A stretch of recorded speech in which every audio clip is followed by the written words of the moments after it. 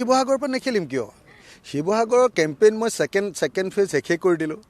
শিৱসাগৰৰ ৰাইজৰ মাজলৈ ঘৰে ঘৰে যোৱা যিটো প্ৰক্ৰিয়া, ফাৰ্ষ্ট ফেজ প্ৰথমতে শেষ কৰিলোঁ যে বিজেপি চৰকাৰে কি বেয়া কাম কৰিছে। ছেকেণ্ড ফেজটো শেষ কৰিছোঁ এতিয়া যে মোৰ এখন কেলেণ্ডাৰ, আমাৰ ৰাইজৰ দলৰ এখন কেলেণ্ডাৰ দি ছেকেণ্ড ফেজটো মই শেষ কৰিছোঁ, শেষ কৰোঁ অৱস্থাত আছে। শিৱসাগৰ সমষ্টিত মই খেলিম ইলেকশ্যন, আৰু শিৱসাগৰ সমষ্টিত যিহেতু আজিৰ দিনটোত আপোনালোকে সকলোৱে জানে যে এইটো হ'ল একদম 100% খিলঞ্জীয়াৰ সমষ্টি।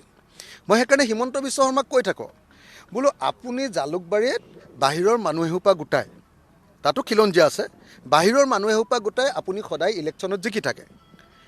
বাহিৰৰ হিন্দু বেংগলী মানুহ, বাহিৰৰ বিহাৰী মানুহ, বাহিৰৰ মাৰোৱাৰী মানুহ চবকে গোটাই লৈ আপুনি জালুকবাৰীত জিকি থাকি আপুনি নিজকে বৰ ডাঙৰ খিলঞ্জীয়া কৰি থাকে।